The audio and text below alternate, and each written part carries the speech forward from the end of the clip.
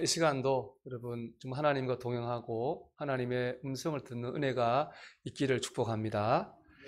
오늘 설교의 제목을 보면 아브라함의 하나님 이렇게 되어 있는데요. 제목 그대로입니다. 오늘 말씀은 아브라함이 만난 하나님에 대해서 말씀하고 있어요. 근데 우리가 오늘 아브라함이 만난 하나님께 집중해야 됩니다. 왜냐하면 아브라함이 만난 하나님은 아브라함만의 하나님이 아니기 때문에 그렇습니다. 오늘 말씀 7절을 보면 이렇게 되어 있죠. 내가 내 언약을 나와 너 및 내 대대 후손 사이에 세워서 영원한 언약을 삼고 너와 내 후손의 하나님이 되리라, 이렇게 말씀합니다. 아브라함이 만난 하나님은 아브라함만의 하나님이 아니라 아브라함처럼 하나님을 믿는 우리의 하나님도 되시는 거죠. 오늘 그래서 설교의 목적은 두 가지입니다. 첫째, 내가 믿는 하나님이 어떤 분인지를 아는 겁니다. 둘째, 하나님을 더 잘 믿는 방법을 깨닫는 겁니다. 하나님을 알고 하나님을 더 잘 믿는 방법을 깨닫는 이 거룩한 목적이 오늘 저와 여러분 사이에서 이루어지기를 주의 이름으로 축원합니다. 먼저 아브라함의 하나님은요, 우리를 찾아오시는 분입니다. 아브라함이 하나님께 간 것이 아닙니다. 하나님께서 아브라함을 찾아오셨습니다. 우리가 믿는 하나님은요, 우리를 먼저 찾아오시는 분입니다. 하나님은 왜 우리를 찾아오시나요? 우리가 망하는 길로 가는 것을 두고 보실 수가 없기 때문에 그렇습니다. 요한복음 3장 16절 이렇게 말씀합니다. 하나님이 세상을 이처럼 사랑하사 독생자를 주셨으니 이는 그를 믿는 자마다 멸망하지 않고 영생을 얻게 하려 하심이라. 하나님께서는 우리가 망하는 길로 가지 않게 하시려고 예수님을 우리에게 보내셨습니다. 예수님께서는 우리가 망하는 길로 가지 말라고 우리에게 오셨던 줄로 믿습니다. 이것처럼 하나님은 우리가 망하지 않게 우리를 찾아오셔요. 근데 더 이 말씀 목에서 은혜가 되는 건 뭐냐? 아브라함의 믿음이 별로 좋지 않았다는 거예요. 하나님 오실 때 아브라함 믿음이 좋지 않았어요. 여러분 17절 한번 보면 이렇게 되어 있어요. 아브라함이 엎드려 웃으며 마음속으로 이르되 백세된 사람이 어찌 자식을 낳을까? 사라는 99세니 어찌 출산하리요 하고. 하나님께서 아브라함에게 와서 너에게 자식을 주겠다 이렇게 말씀하셨거든요. 아브라함이 어떻게 했나요? 웃었어요. 좋아서 웃었나요? 아니죠. 이 웃음 이런 웃음 아니겠어요? 비웃음. 아브라함이 하나님 말씀 비웃었어요. 신앙 상태가 엉망이죠. 근데 하나님이 그런 엉망인 신앙 상태가 한심한 아브라함도 찾아오셨다는 것입니다. 우리 믿음이 꼭 좋아야지만 하나님 찾아오는 게 아닙니다. 하나님은 우리를 찾아오십니다. 그걸 은혜라고 하잖아요. 은혜는 이런 뜻이거든요. 사랑받을 자격이 없는 사람에게 베푸는 사랑, 이게 은혜거든요. 하나님께서 우리를 찾아오시는 것은 은혜죠. 군대에 있을 때 제가 믿음이 참 한심했습니다. 제가 그 신학교를 나왔기 때문에 군종병이었어요. 군종병이 되긴 했는데 껍데기만 군종병이었어요. 하나님을 향한 믿음을 제가 잃어버렸고 참 막 살았습니다. 제대하고 다시 내가 신학을 하게 될 거라고는 생각하지 못했어요. 그렇게 살던 수요일 저녁에 혼자 예배당에 있는데 하나님 저를 찾아오셨어요. 저는 하나님을 버렸다고 생각했는데 하나님 말씀하시기를 나는 너를 버린 적이 한 번도 없다고 말씀해 주셨어요. 제가 그래서 믿음을 회복하고 지금 목사로 살고 있거든요. 여러분, 우리를 사랑하시는 하나님께 우리를 찾아오십니다. 우리가 세상의 힘든 일에 지치고 우리가 영적으로 침체됐고 혹은 세상적으로 살다가 하나님을 잃어버렸다 할지라도 하나님은 우리를 은혜로 찾아오시고 우리를 만나주십니다. 우리가 망하는 길로 가는 걸 막아주시고 우리가 구원받는 길로 잘 되는 길로 우리를 이끌어 주십니다. 여러분, 그 하나님이 지금 우리를 찾아오셨습니다. 아멘이신가요? 여러분이 여기 들어오기 전에 어떻게 살았든지 간에 지금 여러분이 어떻든지 간에 하나님은 지금 여러분을 만나러 오신 줄로 믿습니다. 둘째로 우리가 믿는 하나님은요, 전능한 하나님입니다. 오늘 1절 말씀 보면 아브라함을 하나님이 찾아오셨잖아요. 그리고 난 이런 사람이다, 이런 존재다라고 하는 걸 딱 말씀하셔요. 어떤 존재냐 이렇게 말씀하시죠. 나는 전능한 하나님이라 이렇게 말씀하십니다. 하나님께서 난 전능한 하나님이라고 말씀하셔요. 근데 이거를 히브리어 성경 보면 이렇게 되어 있어요. 전능한 하나님을 엘 샤다이라고 되어 있어요. 엘이라고 하는 거는 이제 힘, 능력 이걸 뜻한 말에서 나온 거거든요. 엘은 하나님을 뜻해요. 하나님 힘이 있고 능력이 있는 분이잖아요. 엘은 하나님이에요. 샤다이라고 하는 말은 샤드라고 하는 말에서 이 파생이 되어 있는데요. 샤드는 뭐냐면은 어머니의 젖가슴을 의미해요. 그러니까 엄마가 이렇게 생각하면 돼요. 어머니가 아기한테 모유를 수유하잖아요. 그게 바로 샤드예요. 그래서 모유를 공급하잖아요. 그래서 샤다이라는 말은 공급하다, 부어주다, 넉넉하다 이런 뜻을 가지고 있습니다. 그러니까 아기에게 넉넉하게 모유를 부어주고 공급한다 이런 뜻이니까요. 그대로 직역하면은 하나님 어떤 분이냐? 엄마 같은 분이에요. 아기에게 넉넉하게 모유를 공급해 주시는 능력 있는 분이 바로 하나님이라는 거거든요. 이 말씀을 조금 더 깊게 해석하면 이렇게 할 수 있어요. 우리 인생의 완전한 해결책이 되시는 분, 바로 그분이 엘샤다이 전능한 하나님이라는 거예요. 하나님의 전능함이란 다른 게 아니라 우리 인생의 완벽한 해결책이 된다는 거예요. 왜냐하면 여러분, 아기가 배고파서 막 울어요.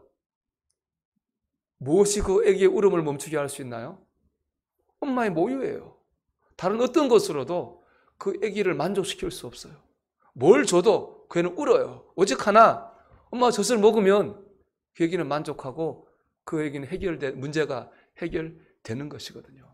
하나님이 그런 분이라는 거예요. 우리 인생의 완벽한 해결책이 되시는 그분, 바로 그분이 엘샤다이 전능하신 하나님입니다. 우리가 전능하신 하나님을 만날 때 그분이 주는 은혜를 아기처럼 우리가 공급받을 때에 우리 인생의 완벽한 답을 얻을 수 있다는 거죠. 오늘 얘기 아브라함 얘기잖아요.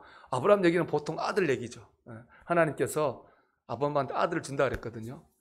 근데 아들이 없어서 99세까지 온 거죠. 그러니까 아브라함이 낙심이 돼서 지금 영적으로 침체되어 있는 거죠. 그런데 여러분 잊지 말아야 될 게 있어요. 아브라함이 아들이 없느냐? 그렇잖아요. 아브라함이 아들이 있어요. 비록 정실 부인인 사라와의 관계에서 없을 뿐이지 아들이 있어요. 지금부터 아브라함이 99세 때 모셨는데 13년 전인 86세에 아브라함이 여종으로 있던 하갈 여자, 애굽 여자 하갈에게서 아들을 낳아요. 그 아들의 이름이 이스마엘이거든요. 아들이 있어요. 아들이 있음에도 불구하고 아브라함에게는 만족이 없어요. 왜냐? 아브라함이 기다린 거는 그냥 아들이 아니거든요. 하나님이 주시기로 약속한 아들, 하나님의 은혜, 그걸 아브라함이 기다렸거든요. 그러니까 아브라함이 지금 영적으로 만족되지 못한 것입니다. 아브라함이 기다린 건 하나님 약속이 이루어지는 거예요. 하나님의 은혜를 아브라함이 기다렸어요. 저는 그래서 얘기를 꼭 하고 싶어요. 보통 이제 이 아브라함 얘기할 때는 아들을 낳았느냐, 못 낳았느냐, 그거를 가지고 보는데요. 그것은 본질이 아니라고 생각해요. 본질은 뭐냐? 하나님의 은혜가 임하였느냐, 영적인 구원을 받았느냐, 영적인 축복을 받았느냐 하는 거예요. 아브라함이 나중에 하나님 주신 약속대로 이삭을 낳죠. 그 이삭이 의미하는 건 뭐냐? 영적인 구원입니다. 영적인 은혜입니다. 영적인 축복입니다. 그걸 공급받을 때 아브라함은 비로소 온전히 만족할 수가 있었던 것입니다. 우리도 마찬가지입니다. 세상에 우리가 이것저것 많이 있지만 하나님의 은혜를 공급받게 될 때에 우리는 온전히 만족할 수 있게 됩니다. 케이 아드라고 하는 유명한 여성 사역자가 있습니다. 이분은 평신도임에도 불구하고 세계적인 성경 연구가입니다. 저도 이분 책으로 많이 공부했는데 이 하나님의 이름도 이분이 책을 썼거든요. 그걸 제가 이제 하나님의 이름 공부를 했는데 그 하나님의 이름 중에 오늘 우리가 나누는 엘샤다이, 이 장에 이 케이 아더가 자기가 왜 이렇게 되었는지 이제 신앙 고백을 간증을 짧게 하는 게 소개되어 있습니다. 케이 아더는 아주 평범한 여성이었어요. 톰이라고 하는 남편하고 결혼했습니다. 남편을 되게 사랑했고 남편을 통해 자기가 보호받기를 원했어요. 참 평범한 거죠. 그런데 알고 봤더니, 결혼해 봤더니 이 남편이 우울증이 있어요. 좋을 땐 좋은데 우울증이 발동하면 너무 폭력적이 되는 거예요. 막 견딜 수가 없어요. 나중에 아이를 둘 낳았는데도 불구하고 그 아이 둘을 안고 남편 집을 도망쳐 나오게 됩니다. 이제 아기 둘 데리고 살아야 되니까 더 보호가 필요하잖아요. 바꿔 말하면 이 케이아더에게 더 뭔가를 의지해야 될 그런 마음이 간절해진 때죠. 그때 그녀의 마음은 이렇게 고백합니다. 저는 누군가에게 안기고 싶었습니다. 사랑받고 싶었습니다. 병들었을 때나 건강할 때나 기분 좋을 때나 나쁠 때나 상관없이 무조건적으로 저를 사랑해주는 사람을 만나고 싶었습니다. 여러분, 그런 사람이 세상에 있을까요? 그런 사랑은 없을 것 같아요. 그래서 케이아도 그런 사랑을 막 찾아다녔는데 못 찾죠. 오히려 방황하고 오히려 타락을 하게 됩니다. 자기의 기대와 상관없이. 그래서 타락된 삶을 살던 중에 29살 나이가 됐을 때 드디어 그런 사랑을, 자기 갈구하던 사랑을 만나게 됩니다. 그녀의 고백입니다. 저는 제 침대 옆 무릎을 꿇었던 바로 그 자리에서 저의 엘샤다이 하나님을 만났습니다. 하나님께서는 제 영혼을 무조건 사랑하시고 저를 보호해 주신다는 사실을 발견하게 되었습니다. 하나님께서는 남편 없이 자녀를 보살피는 어머니로서의 외로움과 책임감, 그리고 누군가의 기대고 싶은 마음이 사무칠 때마다 저를 붙들어 주셨습니다. 궁핍할 때도 붙들어 주셨고 제가 실패할 때도 붙들어 주셨습니다. 그에게 달려가 그의 품 안에 거했을 때 저는 더 이상 방황하지 않게 되었습니다. 그 모든 것을 예비하신 분이 바로 엘 샤다이, 전능한 하나님이십니다. 이렇게 자기의 삶을 고백합니다. 그래서 사역자가 된 겁니다. 사랑하는 여러분, 우리가 믿는 하나님은 전능하신 분입니다. 우리가 믿는 하나님은 모든 상황 가운데서 우리 인생의 해결책을 주시는 분입니다. 우리가 이 하나님을 만나면, 이분이 부어주신 은혜를 공급받으면 우리는 참 만족과 평안을 얻게 됩니다. 이 찬양, 이 말씀을 준비한 이런 찬양이 생각나더라고요. 전능하신 나의 주 하나님은 능치 못하실 일 전혀 없네. 그런 찬양 있잖아요. 맞아. 전능하신 나의 주 하나님은 능치 못하실 일 전혀 없지. 우리가 믿는 하나님은 전능한 하나님이십니다. 셋째로, 우리가 믿는 하나님은 우리에게 완전을 요구하십니다. 하나님은 누구나 찾아오시죠. 믿음 없는 아브라함 찾아가셨어요. 근데 그에게 하나를 요구하셨어요. 1절 말씀 보면 뭘 요구하셨냐 이렇게 말씀하시거든요. 너는 내 앞에서 행하여 완전하라. 완전을 요구하셔요. 하나님은 우리를 찾아오시죠. 우리가 어떤 삶을 우리를 찾아오셔요. 그런데 우리가 뭐 할 때 하나님의 은혜를 공급받느냐? 우리가 완전할 때 하나님 은혜를 공급받아요. 이 샤다이라는 말은 약간 이중적 의미를 가지고 있습니다. 그래서 부어준다, 공급한다는 긍정적 의미도 있지만 쓸어버린다, 이런 의미도 있어요. 이 비를 생각하면 돼요. 하늘에 비가 내리잖아요. 그 당시 사막이니까 은혜의 단비죠. 근데 땅에서 그 비를 받을 준비가 안 돼 있어요. 그럼 어떻게 되겠어요? 물이 홍수가 되고 급류가 되고 범람해가지고 피해를 주고 재앙이 된다고요. 하나님 은혜가 임해요. 땅에서 준비가 안 돼요. 그럼 은혜가 아니라 그럼 뭐가 되느냐? 재앙이 되는 거예요. 그게 심판이에요, 심판. 하나님의 은혜가 임할 때 믿음을 가진 사람은 구원을 받겠죠. 하지만 하나님의 은혜가 임할 때 믿음이 없는 사람은 심판을 받게 될 거예요. 그렇기 때문에 땅에서 자세를 바르게 할 때 하늘의 은혜를 공급받을 수 있는 거거든요. 그게 바로 샤다이에 담긴 의미인데, 그렇게 볼 때 하나님 바로 우리에게 그런 변화를 요구하시는 게 바로 완전이에요. 우리가 완전할 때 하나님의 은혜를 공급받거든요. 하나님 원하시는 완전은 뭐냐? 완전 이겁니다. 따라해 보세요. 나는 아무것도 할 수 없습니다. 하지만 하나님은 하실 수 있습니다. 이 말이 내 마음이 되는 게 완전해요. 나는 할 수 없습니다. 하지만 하나님은 하실 수 있습니다. 여러분, 이 마음을 가질 때 전능한 하나님의 은혜를 공급받게 될 것입니다. 오늘 본문을 깨닫는 아주 중요한 포인트 중에 하나는 뭐냐면 아브라함의 나이예요. 이렇게 시작하잖아요. 아브라함이 99세 때 하나님 아브라함을 찾아가셨다 그랬거든요. 그 시간 표현이 오늘 말씀의 키포인트 중에 하나인데, 이 99세 때는 언제냐면 아브라함이 가나안 땅에 정착한 지가 23년째 될 때고, 아까 말한 이스마엘 아들을 86살에 낳았으니까 아들을 낳은 지가 딱 13년 될 때예요. 그런데 성경을 보면 하나님께서 이스마엘이라는 아들을 낳았고 그 13년 동안에요, 완벽하게 침묵하세요. 아브라함에게 당신의 모습을 보인 적도 없고 말씀 한마디도 안 해요. 이스마엘 낳은 다음 13년 동안 철저하게 하나님께서 침묵하셔요. 왜 그러셨을까? 이스마엘 때문에 그래요. 이스마엘은요, 아브라함이 자기 인간적인 방법으로 낳은 아들이에요. 하나님께서 사라와 사이에 아들을 준다고 했는데 아브라함이 그걸 못 믿는 거예요. 시간 지나니까 믿음이 떨어지는 거예요. 그러니까 자기 방법으로, 자기 힘으로, 자기 능력으로 낳은 아들이 바로 이스마엘이에요. 그 하나님 침묵하셨어요. 그 침묵이 의미하는 게 뭐예요? 네 마음대로 해보라는 거예요. 네 능력대로 해보라는 겁니다. 네 힘대로 한번 해보라는 거예요. 해봤잖아요. 해봤어요. 아브라함 만족이 됐나요? 만족이 안 됐잖아요. 그리고 13년이 지나서 99세가 된 겁니다. 그때 하나님 나타나셨어요. 99세가 의미하는 건 뭐예요? 더 이상 아이를 낳을 수 없다는 거예요. 아브라함도 이걸 알게 된 겁니다. 여러분 17절을 다시 한번 보세요.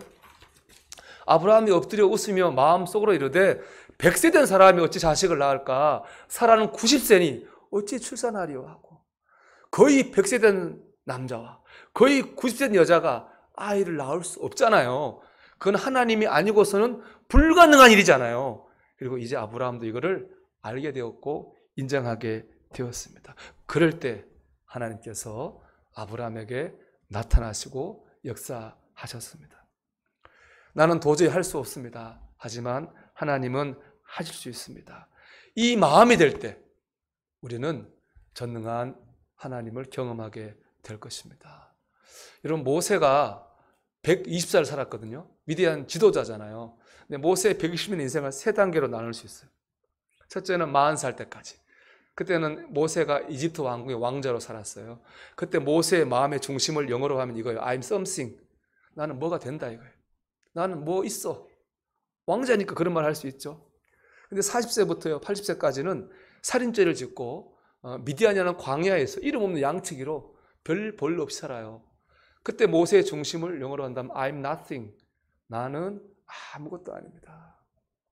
하나님께서 언제 하나님께서 모세에게 임하시고 모세한테 역사하셨느냐? I'm nothing. 나는 아무것도 아닙니다. 그렇게 고백할 때 하나님 모세에게 임하시고 모세를 더 역사하셨어요. 그래서 80세부터 120세까지 모세의 생활은 I'm God's. 나는 하나님의 것입니다. 그러니까 우리가 하나님의 전능함을 경험하고 하나님께 쓰임받는 그때는 언제냐? 나는 아무것도 아닙니다. 하나님 해주셔야 됩니다. 그런 중심을 가질 때 우리는 하나님께 쓰임받는 삶을 살게 될 것입니다. 우리 인생의 완벽한 해결책 하나님을 만나게 될 줄로 믿습니다. 마지막으로 여러분, 세상에서 가장 불가능한 일이 가능해진 사건 하나를 여러분에게 소개하고 말씀을 마치려고 해요. 100살에 애 낳는 거는 불가능하죠. 근데 요즘에 여러분 과학이 발달해가 저게 있어요. 복제. 저 꽤 오래전 뉴스 봤어요. 유전자를 조작해가지고 양도 만들어내고 소도 만들어내고 개도 만들어낸 걸 내가 본 적이 있거든요. 사람 만드는 거 못 막도록 윤리적인 문제가 있어서 못 막도록 막아서 그렇지, 아마 풀어놓으면 지금 유전자 과학의 기술이면 저는 사람도 곧 만들 것 같아요. 그렇게 되면은 100살 돼도 애 낳을 수 있게 되는 거예요. 그렇죠? 근데 과학이 아무리 발달해서 해도 1000배, 10,000배 발달해도 안 되는 불가능한 게 있어요. 그게 뭐냐? 죄인인 우리가 구원을 받고 천국에 가는 거예요. 이거는 불가능해요. 여러분 오늘 죽으면 여러분 천국에 갈 수 있나요? 우리는 갈 수 없어요. 왜냐하면 우리가 지은 죄를 해결할 방법이 없잖아요. 성경에 보면 마음의 음란한 마음만 가져도 간음죄라고 그랬어요. 형제를 미워하는 마음만 가져도 그 살인죄라고 그랬어요. 그런 기준으로 우리를 돌아보면 우리가 얼마나 죄가 많습니까? 어떻게 이렇게 수없이 많은 죄를 우리가 없앨 수 있겠습니까? 우리는 여러분 천국에 갈 수 없습니다. 우리는 갈 수 없는데 하나님께서 우리를 천국으로 들여보내 주시는 거죠. 왜 그렇습니까? 예수님께서 우리의 죄를 지고 십자가에서 죽으셨기 때문에 그렇습니다. 그래서 우리가 받을 죄를 대신 받으셔서 우리를 용서해 주셨기 때문입니다. 이 십자가에 담긴 사랑과 용서를 믿을 때 우리는 절대로 불가능한 기적의 주인공, 구원받는 그 사람이 될 수가 있는 것이죠. 오늘 이 성서 일과에 보면 오늘 이 17장과 함께 읽으라고 제안한 말씀이 시편 22편의 말씀이에요. 이 시편 22편은요, 예수님 십자가에 달릴 때 암송한 말씀이에요. 예수님 십자가에 이런 말 하시잖아요. 나의 하나님, 나의 하나님, 어찌하여 나를 버리십니까? 예수님이 하나님의 불평한 말이 아니에요. 시편 22편 1절의 말씀이에요. 예수님은 시편 20편을 암송하면서 십자가의 고난을 견디신 거거든요. 근데 시편 22편 26절에 이 말씀이 있어요. 겸손한 자는 먹고 배부를 것이며 여호와를 찾는 자는 그를 찬송할 것이라. 너희 마음은 영원히 살지어다. 우리가 겸손한 마음으로 하나님을 의지할 때 우리 영혼은 영원히 살 것입니다. 나는 할 수 없습니다. 하지만 하나님은 내 죄를 없애고 나를 구원하실 수 있습니다. 이 믿음으로 하나님을 의지할 때 우리 영혼은 영원히 살게 될 것입니다. 우리 죄에 대한 가장 완벽한 해결책을 우리가 얻게 될 것입니다. 사랑하는 여러분, 우리가 믿는 하나님은 전능하신 분입니다. 우리 인생의 가장 완벽한 해결책을 가지고 계신 분입니다. 우리가 그 하나님의 은혜를 공급받게 될 때에 우리는 참 만족을 얻게 될 것입니다. 나는 할 수 없습니다. 하지만 하나님은 하실 수 있습니다. 여러분, 이 믿음을 여러분의 가정과 자녀의 앞날과 여러분 직장과 사업장과 신앙생활 가운데 고백하고 적용하십시오. 그래서 거기서 전능한 하나님을 만나고 동행하시기를 주님의 이름으로 축원합니다.